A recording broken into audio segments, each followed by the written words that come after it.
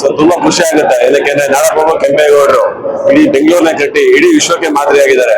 ಅದೇ ರೀತಿ ನಮ್ಮ ಮಾಜಿ ಉಪಮುಖ್ಯಮಂತ್ರಿಗಳಾದ ಅಶ್ವಥ್ ನಾರಾಯಣ ಅವರು ಈ ಕಾರ್ಯಕ್ರಮ ಮೂಲಕ ಇಡೀ ರಾಷ್ಟ್ರದಿಂದ ಕೆಂಪೇಗೌಡರ ಕೀರ್ತಿನ ಇಡೀ ರಾಷ್ಟ್ರಕ್ಕೆ ತಲುಪಬೇಕು ಅಂತ ಒಂದು ಸಣ್ಣ ಪ್ರಯತ್ನದಲ್ಲಿ ಈಗ ಕೆಂಪೇಗೌಡ ಜಯಂತಿಯನ್ನ ಬೆಂಗಳೂರು ಎಲ್ಲಾ ಕಡೆ ಅದ್ದೂರಿಯಾಗಿ ಆಚರಿಸ್ತಾರೆ.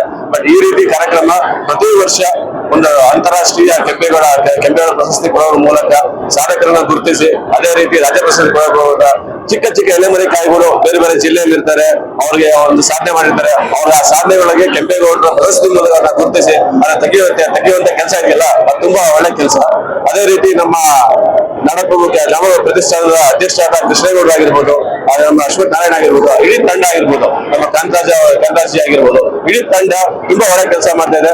ನಾಡಪ್ರಭು ಕೇವಲ ಯಾವುದೇ ಒಂದು ಜಾತಿಗೆ ಮಾತ್ರ ಸೀಮಿತ ಆಗಿಲ್ಲ. ಅವರು ಎಲ್ಲಾ ಜಾತಿಗೂ ಕೂಡ ಎಲ್ಲಾ ವೃತ್ತಿಗೆ ತಕ್ಕಂತೆ ಬೆಂಗಳೂರಲ್ಲಿ ಎಲ್ಲಾ ಪೇಟೆ ನಿರ್ಮಾಣ ಮಾಡಿದ್ದಾರೆ. ಅದೇ ರೀತಿ ಕೆರೆ ಕಟ್ಟೆಗಳನ್ನು ನಿರ್ಮಾಣ ಮಾಡಿದ್ದಾರೆ, ದೇವಸ್ಥಾನ ನಿರ್ಮಾಣ ಮಾಡಿದ್ದಾರೆ. ಒಂದು ಬೆಂಗಳೂರಿಗೆ ಒಂದು ಗಡಿಯನ್ನು ಕೋಟೆ ಕಟ್ಟಿದ್ದಾರೆ ಅಂತ ಕೆಂಪೇಗೌಡರ ಬಗ್ಗೆ ಇತಿಹಾಸ ಸಾರುವ ಬಗ್ಗೆ ಎಲ್ಲರಿಗೂ ತಿಳಿಸ್ತಾ ಇರೋದು.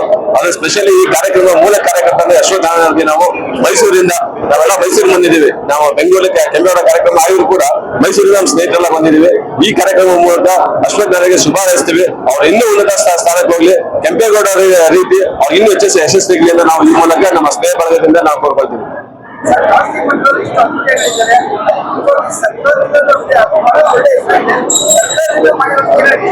ಸರ್, ನೀವು ನೋಡ್ತೀರಾ ಸರ್ಕಾರದ ಕಾರ್ಯಕ್ರಮ ಮಾಡ್ತಾರೆ, ಅದು ಕೇವಲ ಬರೀ ಕಾಟಾಚಾರ ಮಾಡೋ ಸೀಮಿತ ಆಗಿರುತ್ತೆ.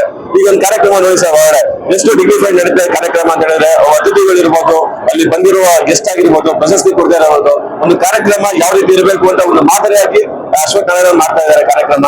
ಅವ್ರಿಗೆ ಅದೇ ಹೇಳ್ತಾರೆ ನನಗೆ, ನಾರ್ಮಲ್ ನೋಡ್ತೀರಾ ಏರಿಯಾ ವಯಸ್ಸಲ್ಲಿ ಕೆಂಪೇಗೌಡ ಕಾರ್ಯಕ್ರಮ ಮಾಡ್ತಾರೆ, ಸೇವರ ಅದು ಸರ್ಕಾರಿ ಕಾರ್ಯಕ್ರಮ ಅಂತ ಹೇಳ್ತಾರೆ. ಒಂದು ಭಾವಚಿತ್ರ ಐತಿ, ಒಂದು ಪುಷ್ಪಾರ್ಚನೆ ಮಾಡಿ ಕಾರ್ಯಕ್ರಮಕ್ಕೆ ಆ ಕಾರ್ಯಕ್ರಮ ಅಲ್ಲೇ ಮುಗಿಸ್ಬಿಡ್ತಾರೆ. ಬಟ್ ಈ ಕಾರ್ಯಕ್ರಮದಲ್ಲಿ ಒಂದು ಸಂದೇಶ ಕೊಡ್ತಾರೆ, ನಾಡಪ್ರಭು ಕೆಂಪೇಗೌಡರ ಬಗ್ಗೆ, ಅವರ ಜೀವನ ಚರಿತ್ರೆ ಬಗ್ಗೆ, ಯಾವ ರೀತಿ ಅವ್ರ ಜೀವನ ಇತ್ತು, ಅದೇ ರೀತಿ ಅದರಿಂದ ಎಷ್ಟು ಜನಕ್ಕೆ ತುಂಬಾ ಸಹಾಯ ಆಯ್ತು ಅಂತ ಎಲ್ಲರಿಗೂ ಮಂದಟ್ ಮಾಡಿ ಕೆಂಪೇಗೌಡರ ಚರಿತ್ರೆನ ಇಡೀ ವಿಶ್ವಕ್ಕೆ ಸಾರುವಂತ ಮಾತುಕತೆ ಈ ಕಾರ್ಯಕ್ರಮ ನಡೀತಾ ಇದೆ.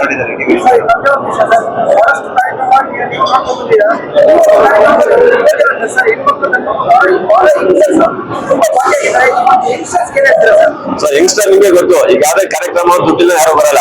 ಬಟ್ ಇಲ್ಲಿ ನೋಡಿ ಎಲ್ಲ ವಾಲಂಟಿಯರ್ ಬಂದಿರೋದು ಅಶ್ವಥ್ ನಾರಾಯಣಗೋಸ್ಕರ. ಅಶ್ವಥ್ ನಾರಾಯಣ ಅವರು ಒಂದು ಯುವ ತಂಡ ಕಟ್ಟಿದ್ದಾರೆ.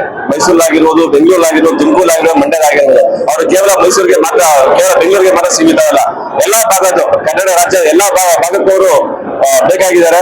ಅವರು ಕೆಂಪೇಗೌಡರು ಏನ್ ಕಾರ್ಯ ಮಾಡೋದು, ಅವ್ರ ಏನ್ ಆದರ್ಶ ಇತ್ತು, ಆ ಆದರ್ಶನ ಯುವಕರು ಏನಾದ್ರು ಅವರ ಜೀವನದಲ್ಲಿ ಮೈಗೂಡಿಸ್ಕೊಂಡ್ರೆ ಇಡೀ ವಿಶ್ವನೇ ಉದ್ಧಾರ ಆಗುತ್ತೆ ಅಂತ ನಾನು ಈ ಮೂಲಕ ಹೇಳಕ್ ಇಷ್ಟಪಡ್ತೇನೆ.